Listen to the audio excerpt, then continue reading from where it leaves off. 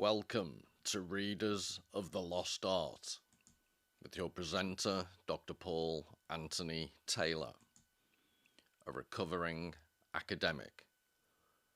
And the title of today's talk is Bezos in Venice, Faces Without Feeling. Palimpsest, noun.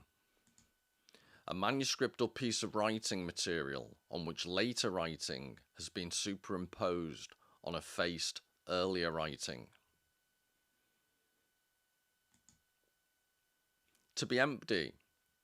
But empty of what? Of life? She didn't think she minded. Of self? Perhaps they would drag the self out of her by some kind of spiritual suction. In her mind's eye, she saw the open nozzle of a tube writhing toward her. It would fasten on some part of her where the self was nearest to the surface.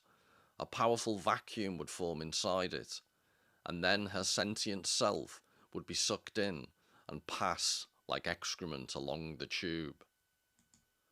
Facial Justice, L.P. Hartley. Hi everybody. And I wanted to build upon the previous video all about the Bezoses, I like that phrase, or Bezoi, or Bezai. But in Venice, and I witted on last time about coffee and tea and went on various byways and highways, if not waterways. And I didn't actually speak a lot about Venice, so I wanted to compensate for that this time and develop further some of the ideas from the previous video, but also give full justice to the beautiful and often also disturbing city of Venice. And it builds upon, if you look back in the archives for people who are new to the channel, the picture beneath there is about the Metropolitan Cathedral in Liverpool, a Catholic cathedral locally known as Paddy's Wigwam. And I did a video using that and a comparison with, ironically, the much more traditional Protestant cathedral in Liverpool, and also the Third Cathedral, which is my favourite pub in the world, the Philharmonic on Hope Street, and it's almost perfectly equidistant. So you have the Catholic Cathedral at one end of Hope Street, the Protestant Cathedral at another, and they're both massive buildings. And then right in the middle, you have this Third Cathedral of the Philharmonic pub. But I used that in that video. I talk about some of the ideas that are implicit in this one. The idea about fake space. So there's the fake faces, and we'll talk about the lizard people. But there's also, it's just perfect that the Bezoses had a wedding in full of celebrities, full of superficiality, in an incredibly, they just used an incredibly nuanced city like Venice as the backdrop. And that's partly a theme, this idea of recycled fake space and actual space not being valued as much as it should was a theme of the fake space video that has that as the thumbnail, the Catholic Cathedral. So I encourage you to have a look at that. But anyway, I looked at, as I said, the superficiality, the number of celebrities, and I wanted to develop the idea of the way in which, in comparison and contrast to everything the Bezoses represent in art, and I'm going to use a range of artists as you'll soon see, but art does the exact opposite. It's not as simplistic or as shallow as the Bezoses wanted to use Venice for. It's much more complicated. And I'm going to show you in various ways how Venice, the city, is redolent with historical memories and ambiguity. The whole tourist trap that it is, but also just the outstanding beauty and its natural position, its relationship to the sea, the centuries of art it's drenched with, the inspiration it's given various writers and artists over the years, and how that interacts with the concept of memory. And I think what annoyed me, or not annoyed me, but what, I was going to say irritated, that's just a synonym. I think what wound me up, let's use a third phrase, about the whole Bezos wedding is the lack it's about the eternal now, which I'll talk about shortly, but it's about the instantaneity. It's about photographs constantly. It's about the image over any concept of historical memory or substance. And that's what art grapples with. And we live in a society where that grappling is now increasingly downplayed for, as the name implies, the instantaneity of Instagram, TikTok, time, ironically given the name TikTok, but time is just of the instant. It has no depth anymore. Just like in that video with the Catholic Cathedral as the thumbnail, I talk about how space has lost its depth and meaning. And I'll just show you, hopefully I'll convince you with a range of artists and their relationship to Venice, how things could be otherwise. So one example is, I showed this image in the previous video, but it's the ubiquitous, like Japanese knotweed ubiquitous, the Kardashians being photographed or filmed by somebody else filming them. And it strikes me that the whole ethos of that image is, look at me, look at me. And I'm going to contrast it with a film that's called Don't Look Now, set in Venice. And I thought just the exact Don't Look Now is the antithesis of what the Kardashians stand for. So that's one immediate contrast. So to provide an overview how these strands will all link together, and also I'm just going to skate around issues that I want to pursue in forthcoming videos. So hopefully this video will act as an introduction to upcoming themes. So for starters, there's a notion of tautology versus uncanny palimpsest. So nice to start off with a nice simple phrase. But tautology is a self-evident truth, like in football, or as the North Americans would call it, soccer. There's a common phrase amongst commentators that's along the lines of, it's a game of two halves.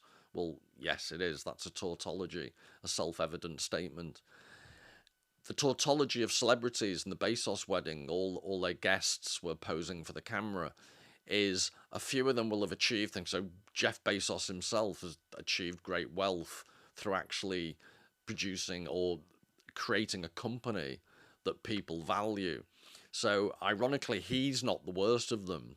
Many other members of the guest list were basically, Daniel Boorstin phrased it in Image, A Guide to Pseudo Events in America from 1960s, 64 perhaps. But he talks about celebrities are famous for being famous. That's what I mean by tautology. He referred to celebrities as tautologies in human form. Against that, and in complete contrast, is this notion I started off defining at the very beginning of the video, the palimpsest, this manuscript that's been written over many times, and there are traces.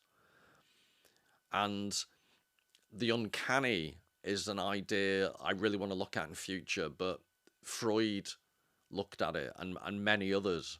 But this idea of, in German, it's unheimlich. It literally means unhomely. So the idea about the uncanny is that you recognize it, it seems familiar, but actually there's an eerie quality. It's the familiar in an unfamiliar setting.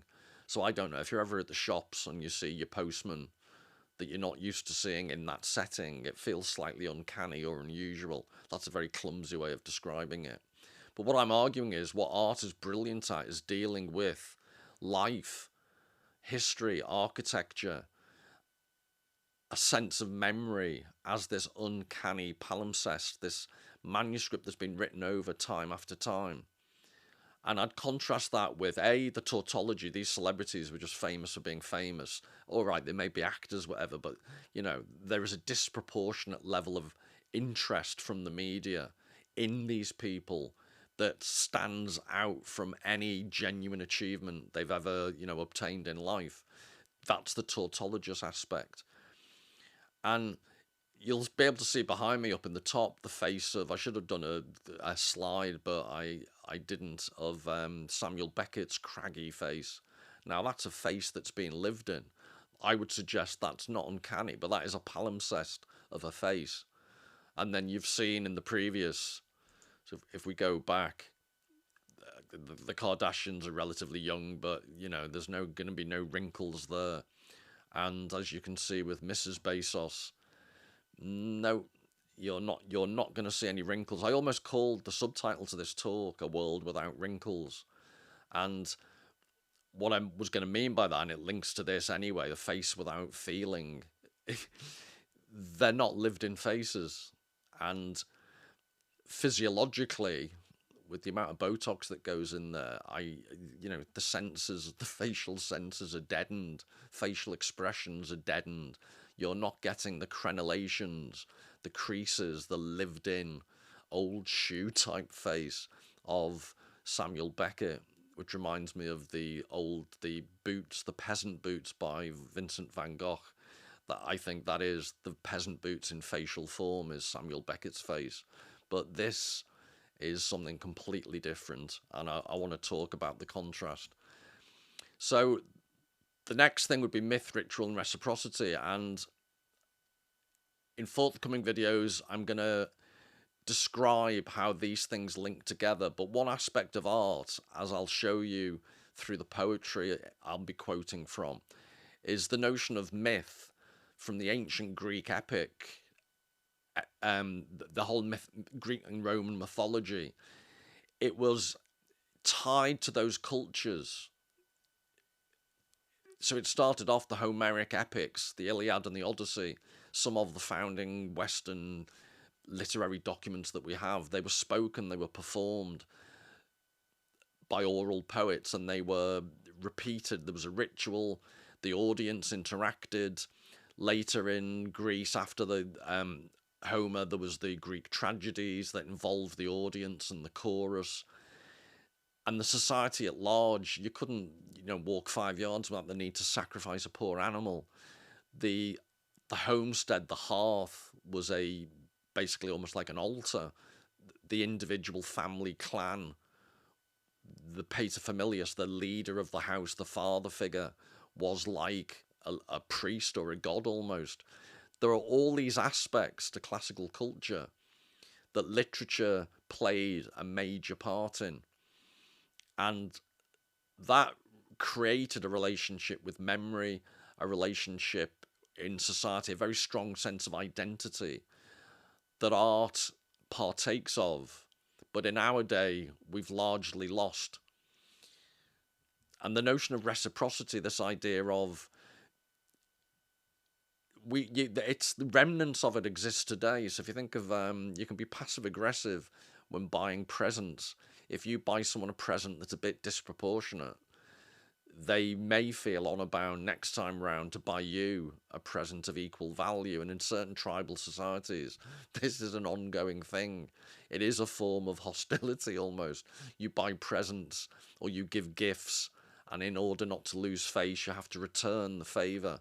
This concept of reciprocity, it takes many forms: gift giving, honor, shame, all these things that in our society are now downplayed, which may be a good thing, may be a bad thing.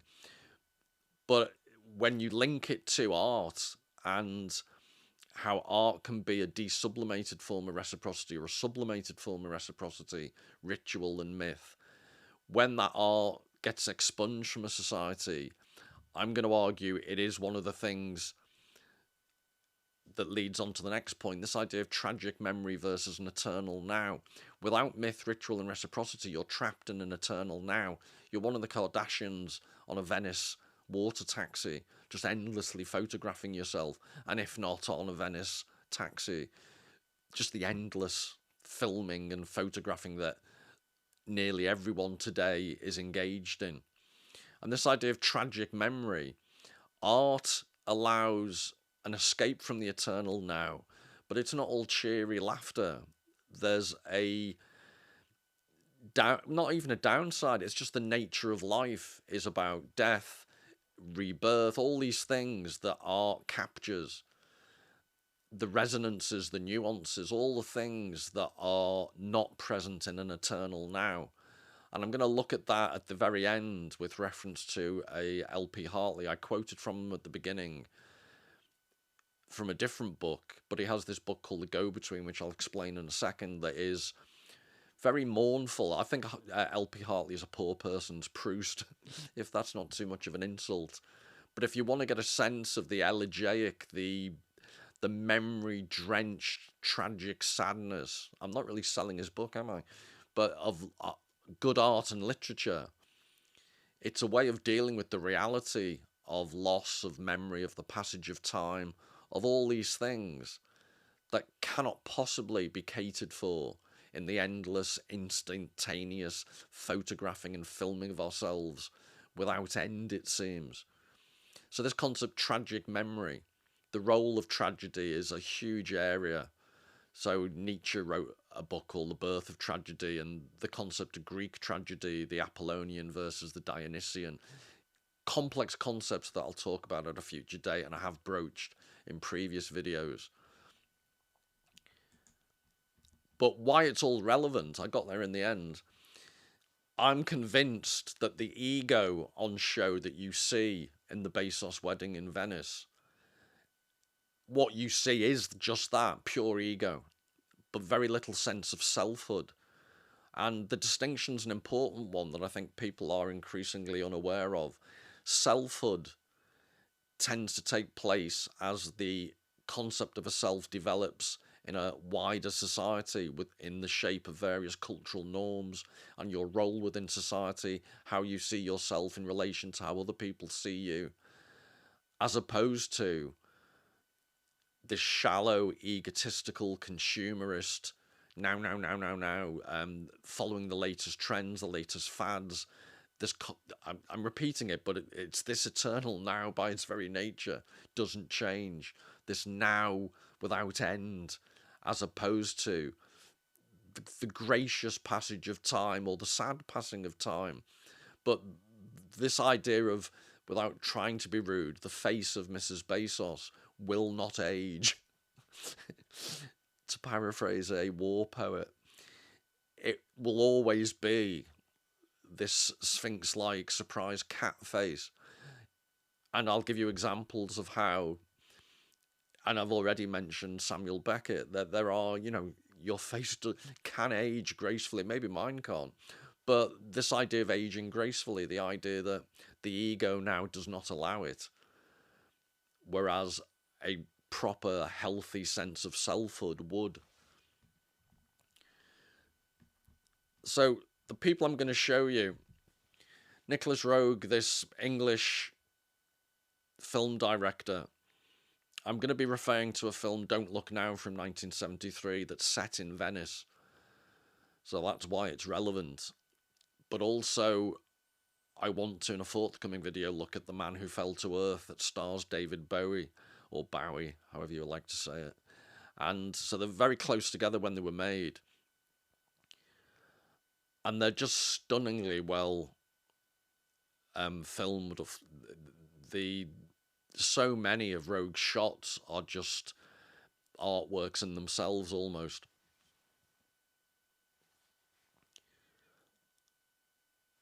And I'll explore, like I said, I'm trying to think of, I'm going to explore The Man Who Fell to Earth with specific reference to the concept of the ego, because the David Bowie figure in that film plays the role of an alien who's come to Earth in human form. And he has a unique perspective on the egotistical nature of the modern consumer society he finds himself in. It's been remade. They've both been digitally remastered quite well, in my humble opinion. And what I would say is that if you're going to watch them, and I'd thoroughly encourage you to watch both, they are, by modern standards, very slow-paced. So I think that's wonderful, but I very rarely watch modern films because I just find them, for the opposite reason, difficult to watch because they're so fast-paced. And one of the most recent films I've seen was Gladiator 2, and I found it almost unwatchable because of the CGI, the intrusiveness, and the constant activity, the action. And I challenge you, if you're ever in a different room, if you have on your TV a modern film, especially an action film, if you're in a different room and all you can hear is the soundtrack, it's this percussive rhythm, of every 30 seconds there's a car chase or someone being shot. And if you're out the room and not paying attention to the film, you get the underlying sense of the rhythm of the film by just hearing the noise from a different room. And these films are the exact opposite. By modern standards, they're so slow, but I think in quite a beautiful way. And it just reminds me, I, for my sins, taught a bit of cinema because I lost the will to live when students just didn't read anymore. So I thought, well, at least I can show them some films. And there were two films that stand out in my memory. One was Goodbye Dragon Inn, which I think is about from 2003-ish, which is a Taiwanese film about the closing down of a big, huge cinema. And in that film, there are various in-jokes, but there's the receptionist or the ticket seller likes the projectionist, fancies him. And at one point, she has a club foot, she has a disabled foot, and she clumps all the way to go and see him in real time. And she gets to his projection booth, I think she's giving him some type of lunch treat, and he's not there, so she clumps all the way back. And this is in real time. And I just loved watching a whole mini cinema full of students squirming uncomfortably when they realised they were going to have to just sit there and watch this woman clump her way back in real time, because so unused are they to the slow passage of time. The other film I can think of, and it's a very good film, by the way, if it's of interest, but another film is an Argentinian, I think, La Ciénaga, which means the swamp. And that is one of the slowest films you could ever watch, and one of the most miserable, seriously miserable endings, I think, in cinematic history. So it's got subtitles, but especially if you're Spanish speaking, it is I think it's a truly wonderfully depressing film. So that's La Ciénaga. Is it Cien? Cienaga, yeah, Cienaga. So that's Nicolas Roeg, and I'm going to be giving you images from Don't Look Now. And then I'm going to explore the work. I've looked at his work in a previous video. If you see the thumbnail, you'll recognise the image of a Giorgio de Chirico. And he was born in Greece, and from centuries before, I think he was of Greek heritage, but he had Italian parents. And he left Greece and went back to Italy, and I think Munich, I think he trained or studied in. So he bestrode two great classical cultures, which you'll see in his paintings. He had both Italian. I think I don't want to cause any ethnic conflict, but I think the Italians claim him as theirs. But if I was Greek, he was born in Greece, and he was from Greek heritage, so I think I might argue for that as well. But his paintings, what I want to do is illustrate them alongside this guy who was Greek, Giorgio Seferis. And I'm going to look at two poems in particular, fragments from the poems, not the complete poems. So he got the Nobel Prize for Literature in 1963. But I think he's as close as the linguistic, poetic equivalent of de Chirico's weird paintings as you're likely to find. And I think seeing the paintings and hearing some of his poetry, hopefully, would reveal a bit more about each of them than you would just seeing or hearing them on their own. And why I'm doing all this in relation to the Bezos theme is that Venice and the Bezos wedding was an anachronism in the sense modern celebrity was using a historical backdrop for all its images. So a culture of celebrity that only values the present and the trendy and the here and now was using this historically drenched, literally given how wet it is, environment. Whereas, and that's anachronistic, that's just the times, the aesthetics just don't match, they clash. Whereas the art of Seferis and de Chirico, both, their very nature, they struggle because they have this Greek and Greek heritage with Seferis, Greek and Italian with de Chirico. But their work is very much about how the past, the history of those classical cultures, reappears and has never left the present. And it's not an easy, that they're fragmentary in tone. You'll see shortly, very odd. But I'd argue the Bezos wedding was about completely ignoring all that, not grappling with the inherent nature of anachronism in our lives and memories and history, but rather just cancelling it out with kitsch and Instagram-friendly images.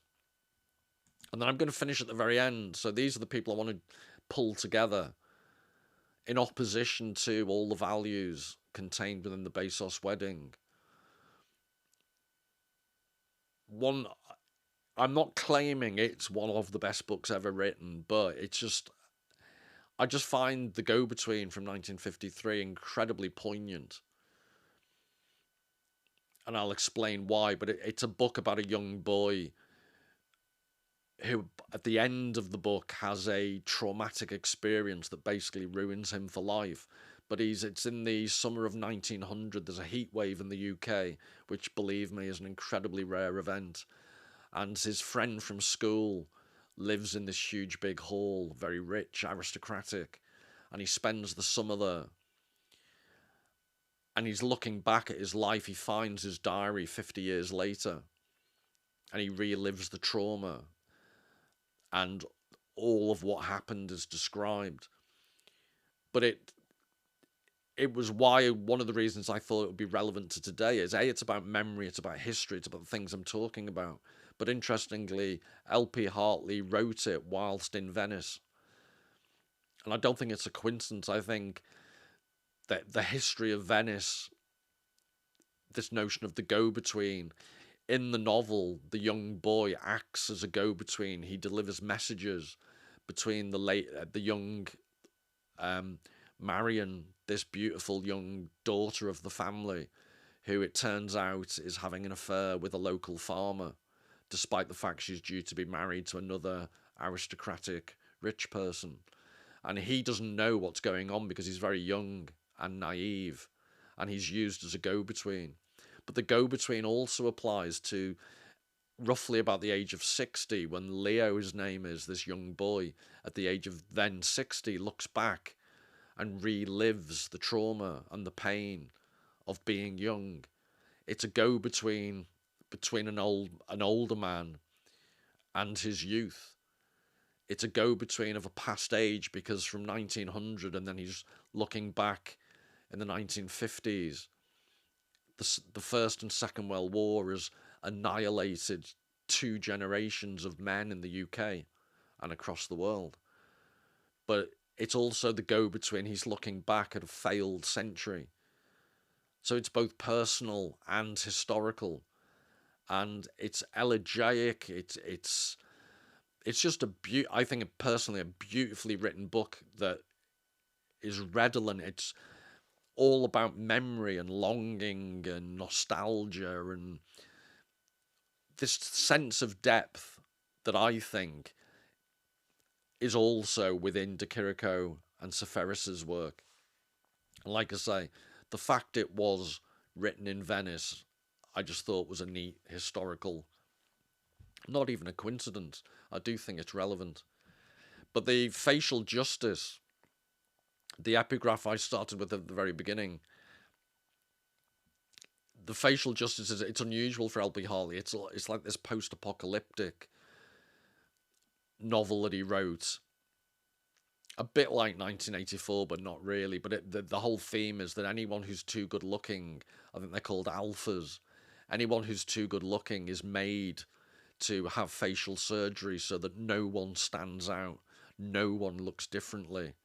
And I thought, nowadays, given trout pout mouths and the advent of Botox everywhere, I thought that it's quite ironic that people are voluntarily doing what L.P. Hartley warned against in a dystopian novel. I would suggest, with respect, that Mrs. Bezos represents facial injustice in the sense that her face will never change, no matter how old she gets. And, that's not what nature intended. But anyway. So, this is a publicity, well, the cover of the DVD.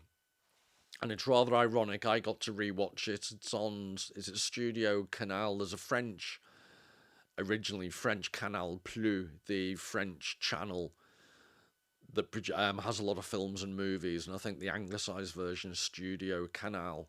But I just think it's ironic, given Venice and its canals, that would be the studio. There you are, at the bottom it says Studio Canal. But the photography, as you can see just on the publicity, the cover of the DVD, I personally think it's stunning and ominous. It's partly got a supernatural theme, this film. So you can see the upside down girl reflected and the blood. So this isn't looking good, is it?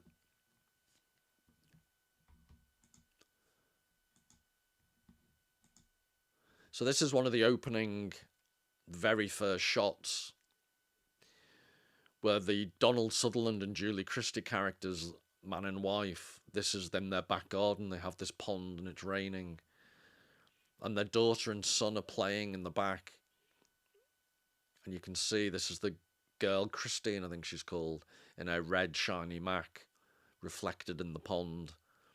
And there's a terrible accident. And she drowns. And that reminded me, this is the famous John Everett Millais painting.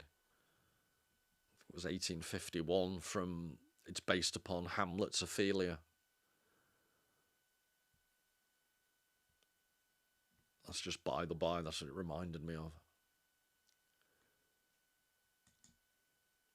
But this is when the Donald Sutherland, he has almost a premonition that something's happened. His son runs back to tell him, but he's looking at a slide that he spills a drink on, and it smudges and shows a red blot, and this gives him some type of premonition, and he runs outside as his son's running towards him, and he picks up his daughter, and as you can tell, it's horrific, the anguish.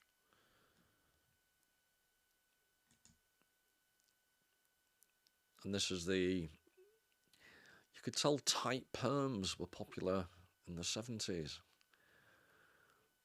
Curling tongue business must have been doing well. But I showed you that because this is later on, which I would suggest is they've aged gracefully. They're not the beautiful people they once were, but hey ho, they got old. What can you do? But then back to the Venice thing. All of these what follow are shots from the film. But I was lucky enough, or I'll explain, because I had a very ambivalent attitude to Venice. I spent 3 to 4 weeks there once. I had an Italian girlfriend, and there's an architecture college in Venice, or university, and we rented an apartment from a student who was away for 3 or 4 weeks. And I saw it during the day and at night time, so I'll talk more about that. And because I was with an Italian, I got to experience it a bit better than most non-Italian speakers would. But I remember distinctly on the water taxis as you approach, this is like one of the type of views that you see. And I was in there in January, but on a few days of those 3 weeks, there was stunning sunshine, which I normally don't particularly like. But this, I just remember vividly, these were the type of views you'd get. And I remember approaching Venice when the sun came out and seeing the waterfront. And it was almost, in a nice way, it was like being punched in the stomach. It was that beautiful. But then the weird thing is, this was in the late 90s, before it was already obviously highly popular with tourists, but because it was January, not that bad. And I think it was before the massive, ridiculous cruises used to queue up and disembark people. And then I think since they've been stopped because it was just too much for Venice to handle. But the film's all about the relationship between these two after he's an architect renovating a church in Venice, and they're trying to come to terms with the aftermath of the death of their daughter. And they spend their time constantly on the canals.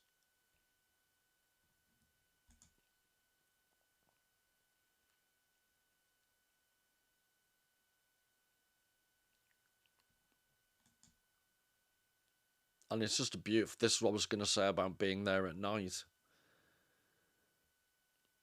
When all the tourists have gone, it is eerie, which the film makes use of. I'm not going to give the spoiler. You have to wait till the very end of the film. And I won't go into what actually happens. But these type of... in the dark, in the quiet, when all the tourists have gone, eerie as anything.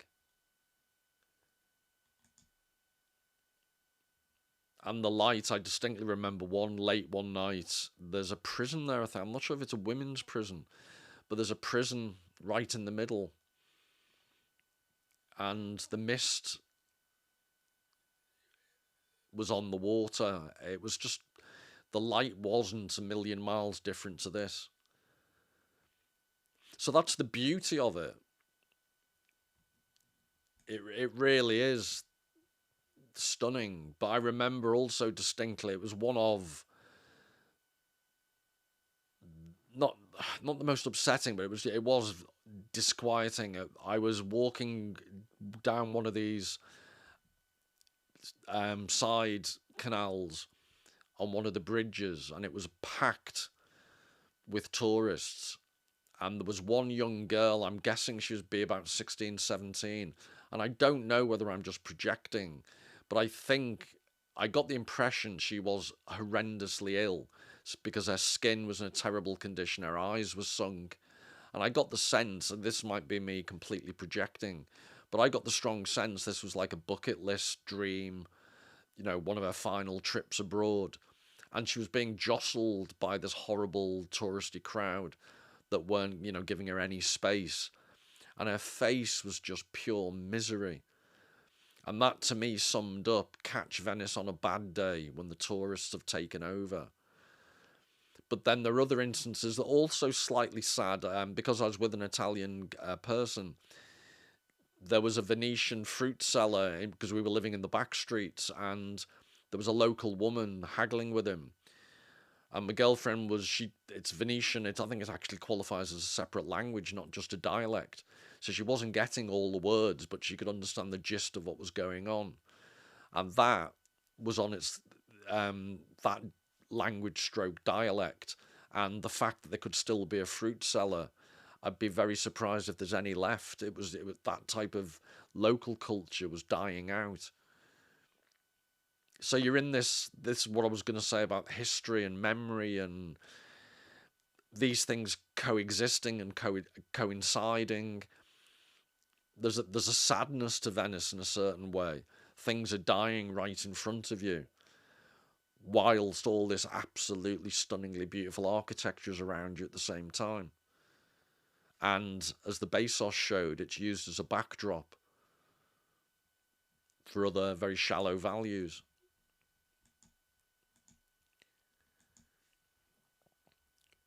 So I wanted to talk about this idea of art as aesthetic anachronism, which sounds very pompous, but the idea that art helps you deal with this concept of anachronism, things being out of time when put next to each other. And to some extent, because art, as I said at the beginning, art's about myth, ritual, reciprocity, art is a very natural way of dealing with that concept of anachronism, dealing with the fact that time passes and that you have to make the best of it, and that in different times, so when L.P. Hartley was writing, when Chirico and Seferis were writing, they're all 20th century writers who were witnessing world wars. Seferis was affected by the tragedy. Was it 1922 in Asia Minor? I think it's the modern city of Izmir, but there was a big dislocation in both directions of Greeks and Turks because of a war between them. So hundreds of thousands of people were displaced. So there's all this going on, and I'll quote later on, the LP Hartley character in The Go-Between, Leo, is describing looking back at the century and dealing with that sense of change and loss and dislocation. And I'm just suggesting I think that's what art does almost naturally. That's not what it's designed to do, but that's what it does better than anything. And that's what celebrity culture trapped in an eternal now cannot and won't do. But if you're trapped in an eternal now, you're not reflecting upon these processes. So I just like this. It's John Gould is a professor, I think is at Exeter, or emeritus professor, but myth, ritual, memory, and exchange. So he argues in his introduction all about the importance of myth. A poem is an organised structure of words, a verbal object, not merely a way of saying something that could just as well be said otherwise. A poem is itself, and not merely a way of recording and making permanent a visual impression.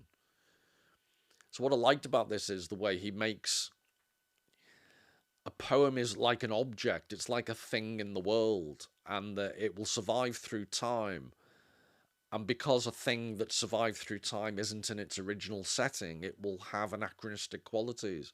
It will be out of its original time. It will be odd. It will be difficult to understand. The perception of it will change as people change through history.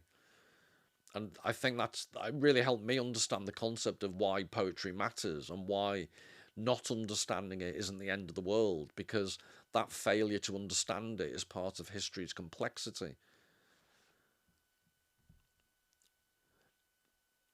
But that also, this idea of poems as objects, it reminded me of de Chirico's paintings, because in de Chirico's paintings, the status of objects is uncomfortable.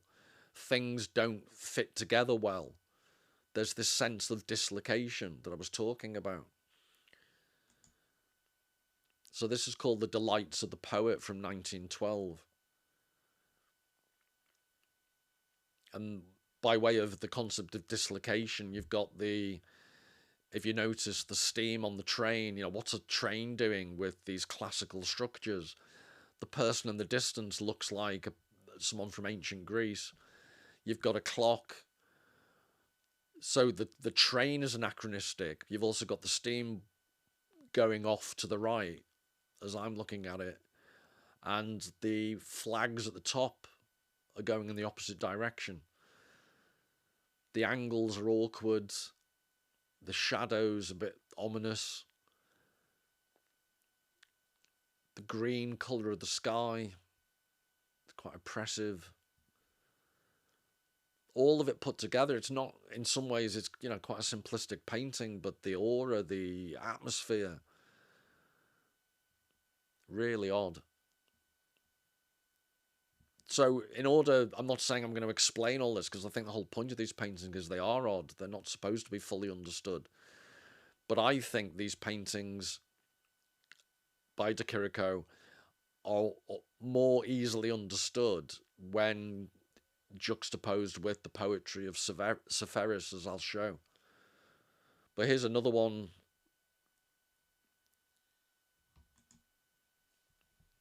This is de Chirico himself. And I'd ask you to pay attention to the marble head on the floor.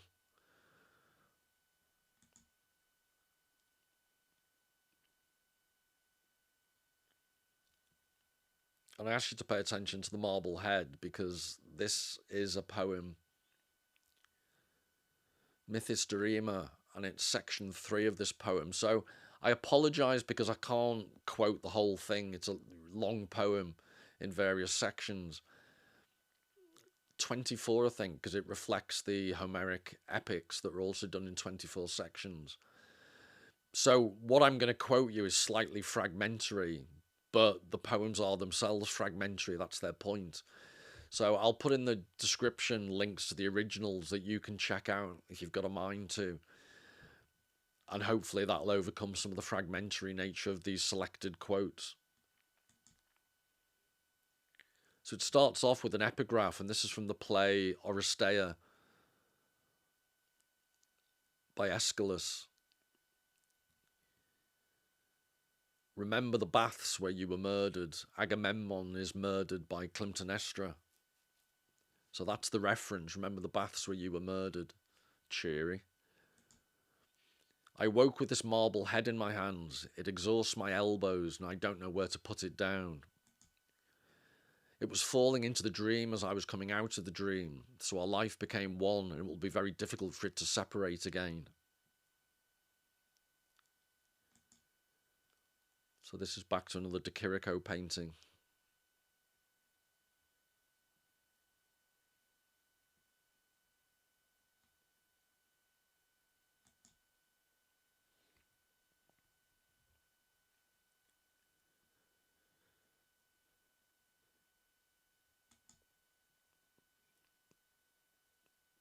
I think this is The Dream Turns from 1913. But I'm just drawing upon the marble heads that Chirico was obsessed by, because you also see it in Seferis's poem. I look at the eyes, neither open nor closed, which I've put in the thumbnail. I speak to the mouth which keeps trying to speak. I hold the cheeks which have broken through the skin. That's all I'm able to do. My hands disappear and come towards me mutilated. So it's all about the difficulty of dealing with objects from history. And as I pointed out, the John Gold quote I used because he's arguing that poems themselves are like these objects.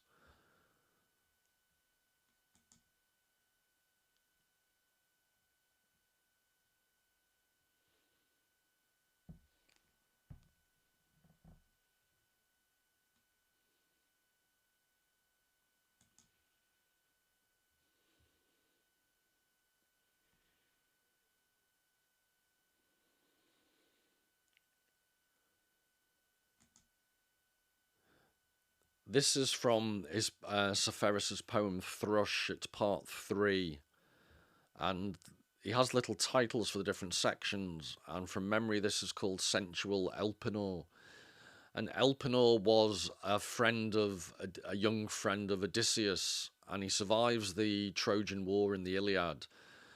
And then in the Odyssey, they're on an island, and they say they're going to leave, and I think he got drunk and he's resting on the roof of a house, and he starts to get up and falls off and kills himself as he tries to join the others. Listen, there's this too. In the moonlight, the statues sometimes bend like reeds in the midst of ripe fruit. It's just the light, shadows of the night. They bend. They become light with a human weight. You don't forget it. The statues are in the museum. No, they pursue you. Why can't you see it? I mean with their broken limbs. With their shape from another time, a shape you don't recognise yet know. It's as though... And sorry, I should have stated it in the poem. There's a conversation between a man and a woman that are very vaguely defined. And this is their odd, strange dialogue. But it's this Seferis is obsessed with statues and marble heads, and you see the same type of thing in Chirico's paintings, and the shadows as well. The statues are in the museum. No, they pursue you. Why can't you see it? And that's in all the statues that should be in museums, that's where we normally see them. They pursue us in Chirico's paintings. And if you remember that phrase, it's as though, it'll come up again.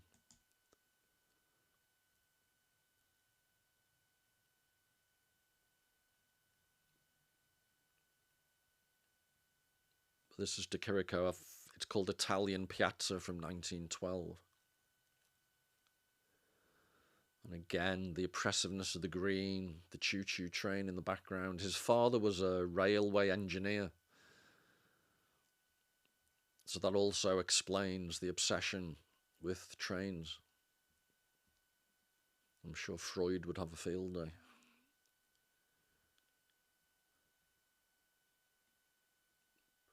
But remember, the previous line was, it's as though. Returning home from some foreign country, you happen to open an old trunk that's been locked up a long time and find the tatters of clothes you used to wear on happy occasions, at festivals with many coloured lights, mirrored now becoming dim, and all that remains is the perfume of the absence of a young form.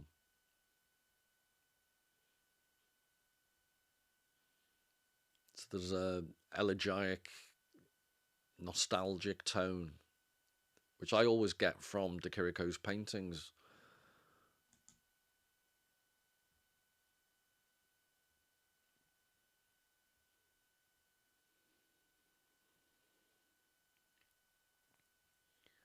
And this is called The Soothsayer's Recompense from 1913. I think I've seen it also described as the prophets, as well as the soothsayers, or the seers, depends how you translate it.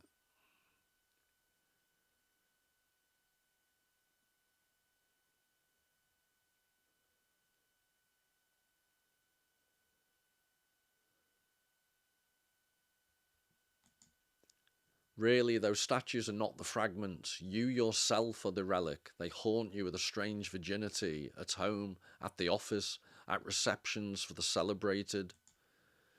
In the unconfessed terror of sleep, they speak of things you wish didn't exist, or would exist years after your death, and that's difficult because the statues are in the museum.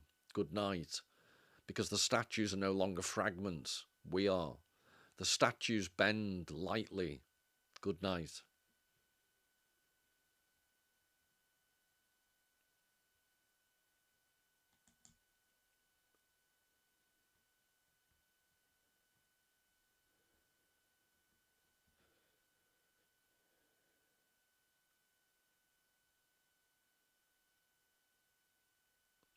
I think this was around about 1915. La Solitudine.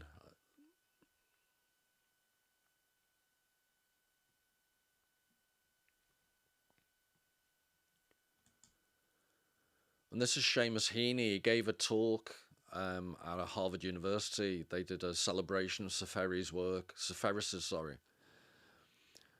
What I find in many of Seferis' poems is a special mixture of intensity and enigma, a slightly dazed, slightly hallucinatory quality, as if the speaker is one of the walking wounded after an earthquake or an attack in a post-traumatic state, with deadly news to tell, but with only a kind of dream language to tell it in.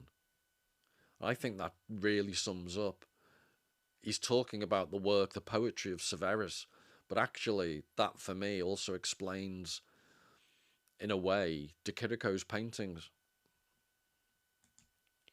You feel like there is something more immediately personal at stake behind it, some erotic secret or betrayal, something urgent and life-changing that gives the hallucinatory scenario a power from below.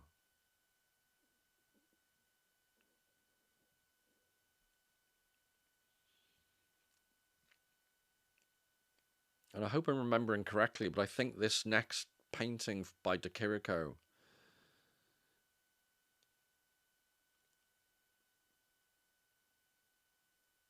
I'm trying to remember whether Heaney actually refers to it.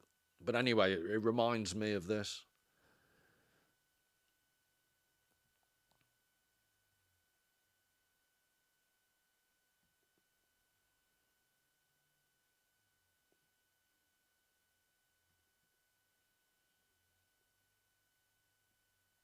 And if you could pay attention to the hunched figure in black cloak, that will reappear shortly.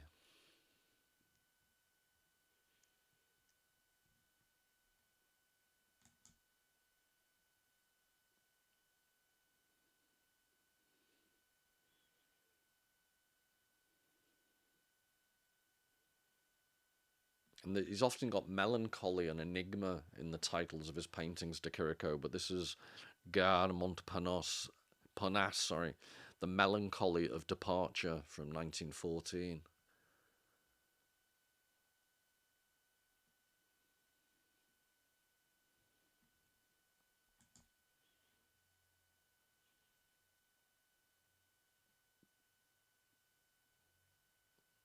And this is The Enigma of the Hour from 1911.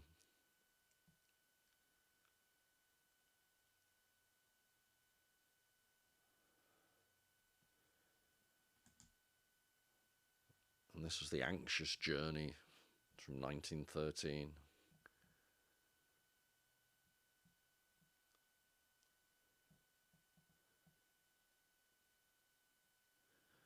He's got a very creepy way of using shadows, which again reminds me of the Don't Look Now, the way Roeg uses them in depicting Venice.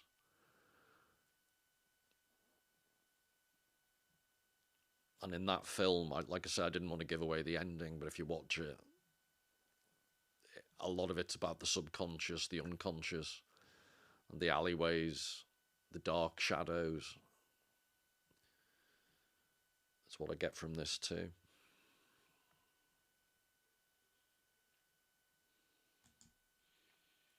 The voice Seferis uses, although it's uniquely Greek, is one that speaks to men regardless of their knowledge or of loyalties to the Greek tradition. He speaks of fragmented men who yearn for completion, of wanderers who long for the home that constantly recedes into the future, and of beings mired in the injustice of time, who search for timelessness. Which, if you think the Iliad, the Odyssey is about this, an almost endless trip of Odysseus, always trying to get home.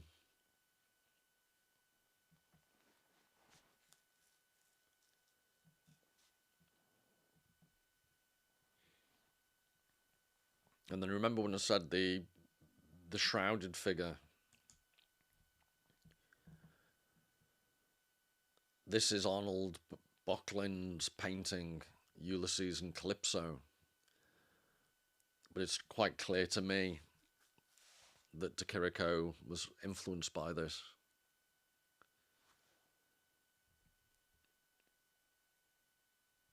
There's just something about the hunching of the shoulders that it manages to express so eloquently the sentiment of "Not tonight, dear."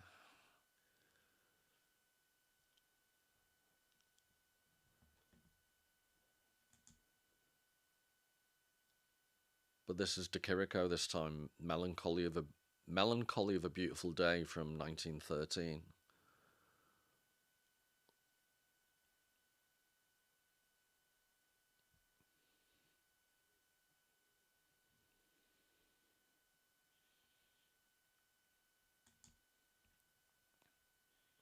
And this is the enigma of the oracle.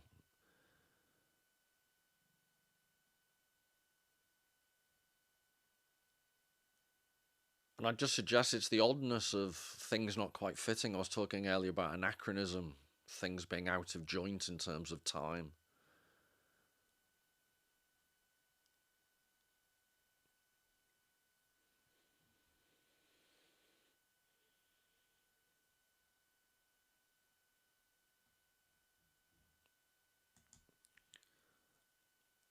And why I wanted to finish with LP Hartley, like I say, just to reiterate, it was written, the book he wrote in Venice.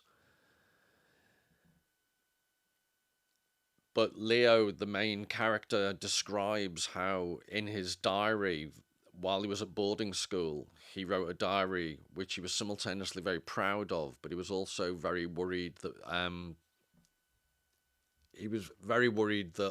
other schoolboys, being cruel as they are, what they would make of it. And he refers to, I think, either a cricket game or a football game where he uses the word vanquished. And they use that word, he leaves it so that his diary can actually be found in his locker because he is proud of it. And these boys see him, he's written the word vanquished, and they just use it as schoolboys do, as a random thing to bully him and make fun of him. So then he basically announces that he's put a curse on them, and the two boys that are the worst offenders at bullying him fall off a roof, so he gets suddenly found respect. So then he gets on with his school life, but later on when he reads the diary from 1900, so this is in the 1950s, when he's rereading it, there's this phrase he plays upon, being vanquished by time, which this is the point about it being a very poignant book about memory. So he managed, when he was young, to vanquish his opponents, his bullies, but time itself didn't just vanquish him, it vanquished the whole century he lived through. And I deliberately haven't spoken about the trauma he witnesses, which you could argue is a metaphor for the trauma of the 20th century.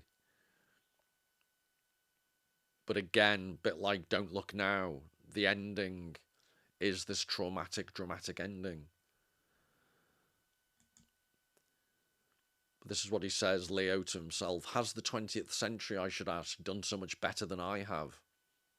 When you leave this room, which I admit is dull and cheerless, and take the last bus to your home in the past, if you haven't missed it, ask yourself whether you found everything so radiant as you imagined it. So Leo he's led quite a shallow life because of the trauma he went through. This is him, the things he tells you. He hasn't engaged with people. He gave his life over to facts. And he makes the point, because he became obsessed with facts back at school after he suffered the trauma, facts saved his life because he didn't go off. I think the implication is he played a role in the intelligence service during the war, somewhere like Bletchley Park, I assume. So while others went off to die, he didn't. So facts saved his life, but then he never engaged at any emotional level. So both he and the century were vanquished by time.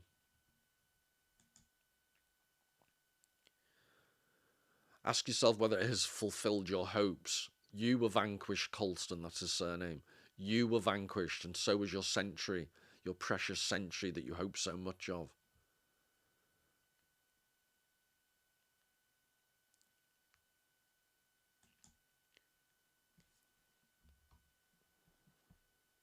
And this is the actual country house that the book's based upon, Bradenham Hall in Norfolk. Whereas in the novel, I think he refers to it as Brandham Hall. But this is where he visited L.P. Hartley himself, and this is what it was based upon.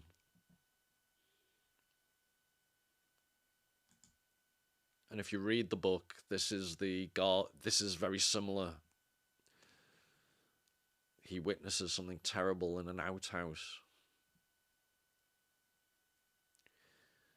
And I mentioned part of why I think the book's so brilliant is that it's one long summer in a childhood's memory that reaches this thunderstorm of a climax at the end. I use the word climax advisedly.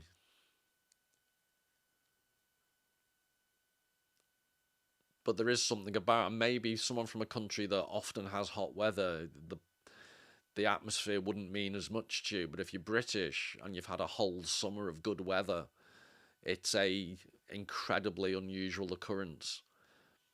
And the slow passage of hot time, I'm just suggesting that effect is exaggerated because it's not like a Greek or Spanish summer.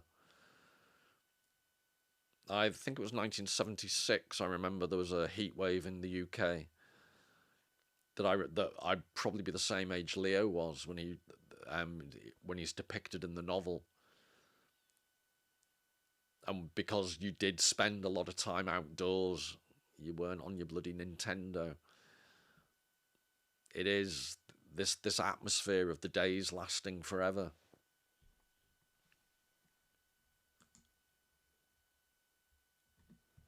So then he says, to my mind's eye, my buried memories of Brandon Hall are like effects of chiaroscuro, patches of light and dark. It is only with effort that I see them in terms of colour. There are things I know, though I don't know how I know them, and things that I remember. So chiaroscuro, the best example of that would be Caravaggio, the way he uses light and darkness. It's just a term from painting. Certain things are established in my mind as facts, but no picture attaches to them. On the other hand, there are pictures unverified by any fact which recur obsessively like the landscape of a dream. And that's why I made the joke that, or the observation that LP Hartley's like a poor person's Proust. But that's very Proustian, the idea of these unsolicited involuntary memories. And it's not about their actual accuracy, it's about their psychological importance to you. But I hope I haven't been too oblique, and I hope you've got the point I'm trying to make, that when the Bezoses rocked up in Venice with all their celebrity chums, these aren't the reflections, their engagement with the weird, strange city of Venice. It sounded like Sean Connery then, Venice. But I'm suggesting that's what a true experience of Venice, if you could hypothetically get rid of all the tourists. It's this very odd palimpsest of history, of architecture, of memories that people bring to it. That's what the film Don't Look Now. Their emotional scars are superimposed on Venice, and Venice as an environment gets superimposed on them. It's like a two-way palimpsest. In the go-between, it's this palimpsest of a lifetime of memories that have been superimposed on each other, and the century itself, and what happened to him at this country house. And I just think this is a beautiful representation of the concept I started with, the notion of the palimpsest. This is Leo's description of it, I'd suggest. And that palimpsest, I'd argue, is evident in De Chirico and the paintings of De Chirico and the poems of Seferis. These anachronistic images, or words in Seferis's case, but this, the way in which Greek mythology or statues reappear in modernity with the train or with modern characters. And that's what their art is dealing with, the anachronism of history, the way in which our memories interact with our own history, our own personal lives, but also the history of our culture.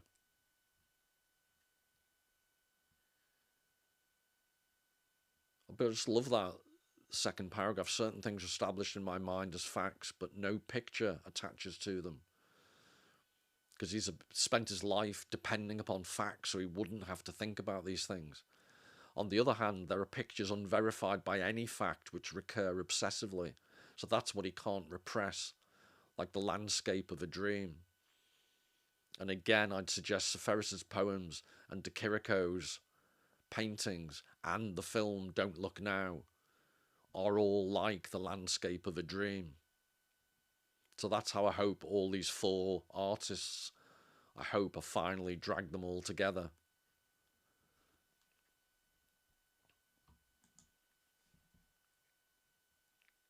This is the lithograph from a RF Fordred. It's actually of Hampstead Heath, I think. But it's used as the cover for the Penguin edition of The Go-Between.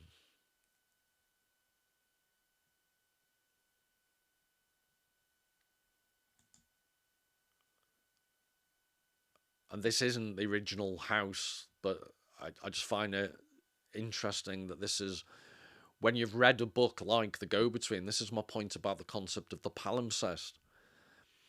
Everything you experience in art then becomes possibly linked to poems and novels, and artistic culture itself becomes a palimpsest.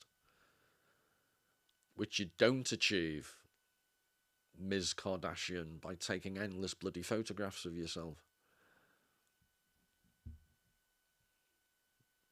I'm sure she'll feel chastised by me. But this is Constable, Wivenhoe Park in Essex, I think this is.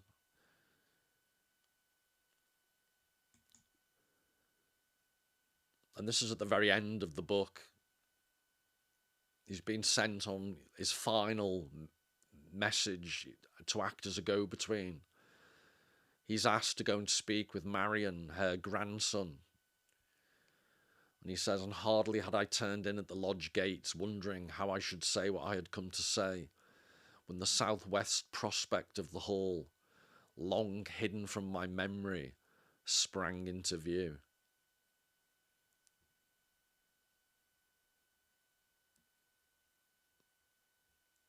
Things are really, obviously it's more powerful if you've read the novel. But I just love that phrase, long hidden from my memory. But these things have a way of reappearing.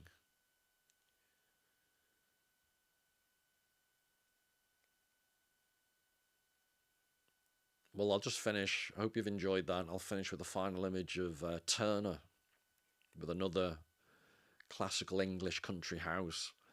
Which again, what I'm suggesting is when you see these images, if you've seen or read novels that point to the dark side or the dark goings on within these country houses, it adds a whole new dimension.